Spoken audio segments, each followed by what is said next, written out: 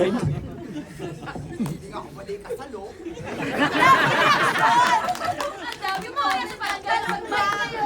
Si Mikey muna, Mikey. Mikey muna, Mikey. Dream siya pangarap. Mikey.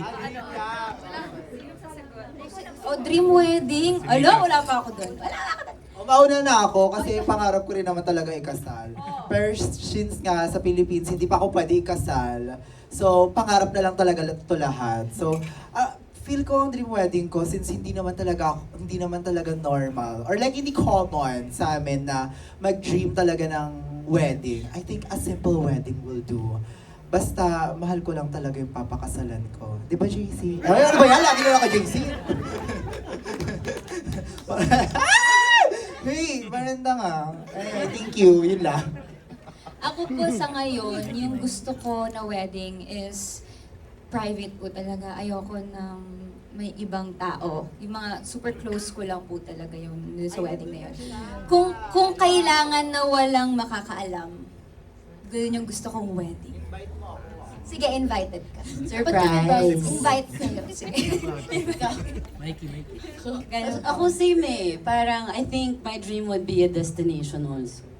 But my real reason I think would be to keep it intimate then. I've always wanted something simple. Plain lang yung dress ko, gusto ko. Kasi pinagdadasal ko lang naman asawa muna eh, bago yung kasal, di ba? So pag dumating yun, sana gusto din niya yung simple lang. Because I believe na yung if you keep things private, mas mapapaalagaan, ha? Anong tanong? Mapapahalagahan. Yes. Yeah. Ako? I don't know. Nandito ko sa nanay ko eh. Hindi. Wala pa nga jowa. Ano na tayo? Siguro, ano lang po, I grew up with a very big family and being around the people I love talaga. So, I just want all my loved ones to be there from Canada, from here, all the families that I've grown into. But, siguro, as long as it's a good husband, a good guy, and my family is there, I'm good. Basta, pwede ako sumayaw, good music, good food, masaya na po ako dun. I'm not that far into my life yet. Thank you so much, Barbie. girl. Barbie. Miss Natalie, thank you po. Barbie. Barbie! Hello po, Miss Natalie. Dream wedding ko, I wanna get married in Vegas. Hello. In Vera Wang. Para may divorce. Thank you, Miss Natalie. Thank you. Oh my gosh, ito po ba si Cherry? I love it. Thank you. Thank you so much, girls. Yes, Miss Natalie, all good na po. Thank you so much po. Once again, that was Miss Natalie from Philippine Star. Next up, from Abante TNT. Okay, Rodel Fernando. Ano rin? Mike daw po. Lagot sabi. Thank you.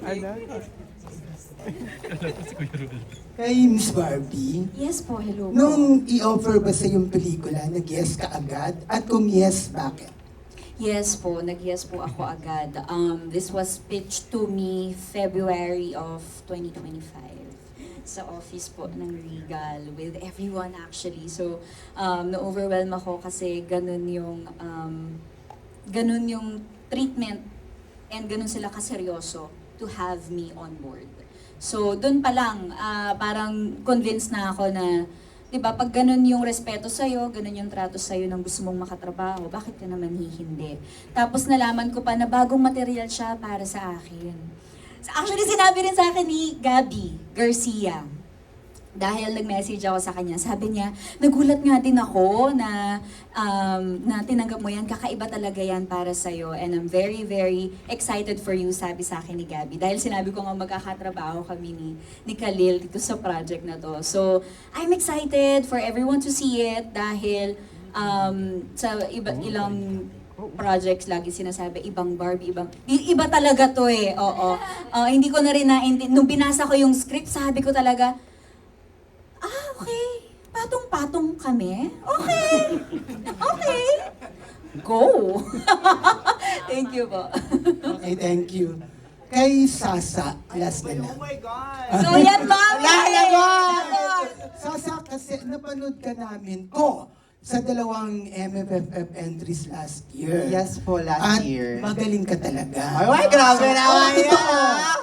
So, hindi ka pa naiinip na hindi ka pa nabibigyan ng lead role sa pelikula? Eto po kasi, ako naman po grateful naman po talaga ako sa kung ano yung nakukuha ko. And thank you talaga sa Regal kasi lagi nagkaroon agad ako ng another movie this year from last year. And sobrang thankful po ako doon. And fortunately, meron po akong lalabas na first lead role ko po. Yes. Ito po talaga, medyo segue lang ako ng konti. Sige na, ito paalam muna lang yan. muna. Ito, lalabas na din sa September. So tulad last year, 2 pelikula ko sa isang buwan. Ito po ang Saving Cherry at Multswa, Patay na Patay Sa'yo. Kasama ko dito si Joao. Ayan! Uy, JC, huwag ka magagamit. Lahat na lang, Sasa? Lahat na lang. Hakot, pati mga lolo. Pero ito na nga, ayun.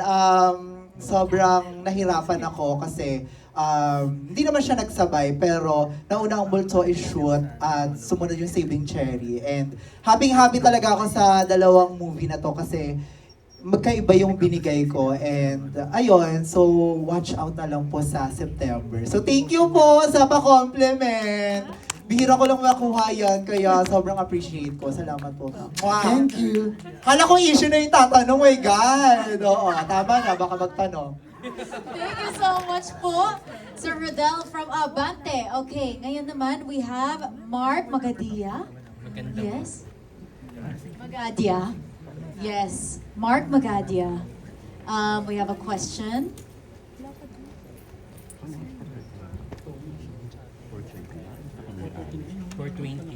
Hello guys. Yung question ko for the cast lang.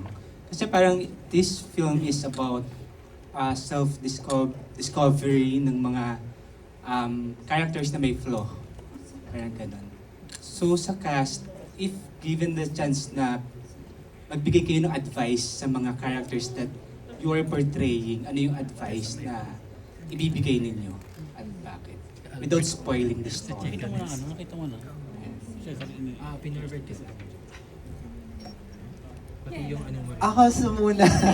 Kay Martha, alam mo si Martha, perfect na siya. So wala na tayong magagawa doon. Parang siya dapat mag-advise sa akin, sa buhay ko. Well, I think naman para kay Martha, maswerte talaga siya kasi yung mga kaibigan niya nandyan for her. Kahit gaano pa siya kalutang. I think na lang, ang gagawin na lang ni Martha, siguro, bawas-bawasan ng pagpipills. Ayun. Sobrang lutang muna, girl! My God! So, ayun. Pero di ba, ganda ni Martha, wala tayong magagawa. Ayun lang po. Kung paano ko yung wording. Sige. Parang ako kay Ingrid, me and Ingrid are very opposite po kasi I'm very out there, very straightforward. Ingrid is very, okay po. You know what I mean? So parang, siguro for Ingrid, just to let loose and allow herself to shine. Because she's still trying to find herself and siguro na-influence din siya sa barkada niya or whoever's around her na I need to be like this, ganun. But she just needs to find herself. And she slowly does with this friendship. So, yun po. Yeah, thank you. Thank you, Sir Mark. Ang hirap, nahirapan akong sagutin because I think it's easier for me to answer if you rephrase the question. Your question is, what's my advice to the character? I think what happened during the movie was, si Beth yung nakapag-advise kay Mikey. Parang ganon. Knowing her at playing her taught me something. Taught Mikey something. Because it's part of the reason why I said yes to the project actually, when I read the script. Yung lesson, nung buong, yung message na sinasabi nga ni Direk, really resonated with me. But the character I'm playing, I don't agree with her values, what she believes in. So, it's gonna demand something from me. Like, I play something na hindi ko pinaniniwalaan as Mikey eh. And getting there and trying to play her and being sincere as Beth will teach me something, and it did. Nakita ko yung point of view ni Beth. And yun nga, mas naturuan niya akong to accept things as it is. Yun yung advice ni Beth sa akin. It is what it is, and never ever regret love. Because laging yung nagmamahal ang nananalo. Yes. Love you, girl! Tsaka tinuro niya din sa akin paano gumamit ng washing machine. Okay!